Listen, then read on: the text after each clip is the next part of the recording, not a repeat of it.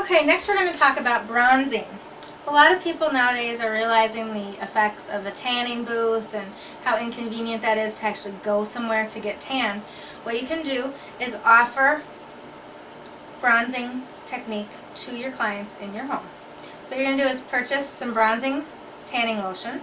So it's for self-tan. And remember, there's a lot of different products out there, so you want to make sure you have a variety of the different shades of tan.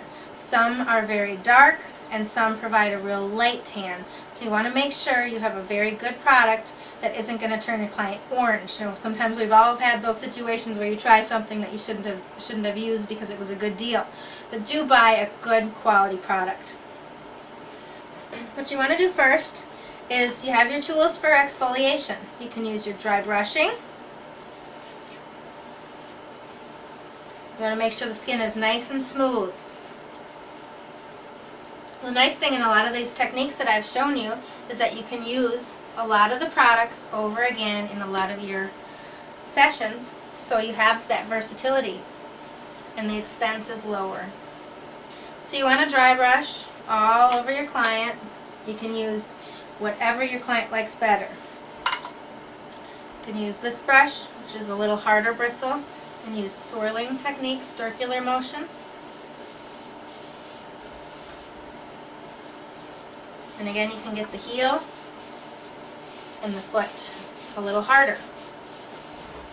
You tend to have more calluses in that area, so that's the reasoning behind that. You can also work up into the back and down to the hand. You can pay a little extra attention to the elbow. Again, that's an area that has a tendency to get a little more dry on most of us. Take your time with these strokes too. It's important to not jostle your client too much. Just make sure she's comfortable and able to rest. You can also use the exfoliating gloves. Again, you don't want to use any of your bronzing oil right now. The purpose of the gloves is to exfoliate. So you can use moderate pressure up the leg. You can incorporate that up into the back and down the arm. You can do the same stroke but provide a circular motion. So I'm still going up the leg, providing a circular motion, which is getting the sides of the legs, side of the stomach, and down the arm. The gloves work really nice for adding that extra pressure on the elbow and the feet too. You just want to make sure you're not doing it too hard on your client's skin. After you finish the exfoliating, usually have your client, you take care of the back first. You also want to make sure that she's comfortable with her neck. Is her neck too high or too low? It's going to make her uncomfortable during the session. I've also put in a bolster underneath her ankles, so that'll help support her lower back. You want to make sure you have that, definitely have that on your table for her. Now the bronzer material I have poured out of my large bottle and put into the small jar, so I'm not reusing. Just take some of your cream, rub it in your hands together, and the important thing about bronzing is make sure you have it all over. So you want to make sure you have a very thorough application, because in some spots, if you miss, it's not going to become tanned. It usually takes at least an hour to overnight to see some results of the bronzing. So right now, there's no color to it. So it's your job as a therapist to make sure you have the cream all over so she doesn't have spots.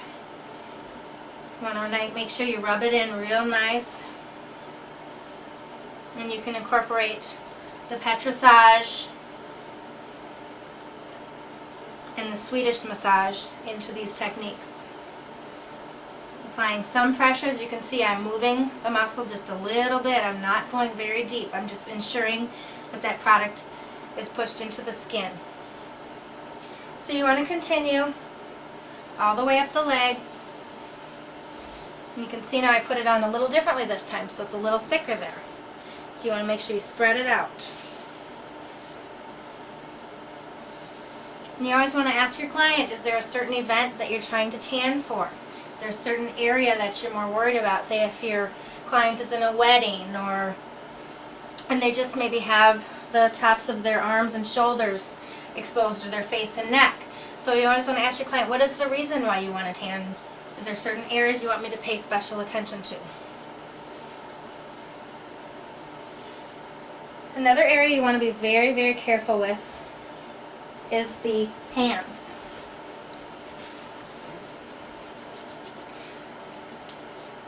Just because of the fact that we have our knuckles and there's a lot of skin and folds on our hands, we want to make sure that we do a very thorough job on the hands.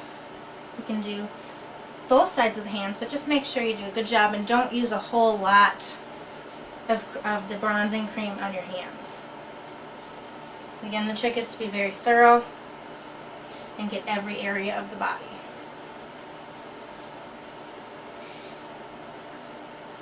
Immediately when you finish your bronzing, you should go wash your hands. Because you've only got it on your hands, you want to make sure you wash it off very good, spend the time, use a lot of soap and moisturizer, because otherwise your knuckles and your hands are going to become very, very dark and they won't match the rest of your body. So immediately wash your hands. That's it for the bronzing techniques. You go ahead and just do the whole body, the whole back, and then you have your client turn over and lie supine and work from the feet up to the heart. That's always the motions that you want to work on when doing massage.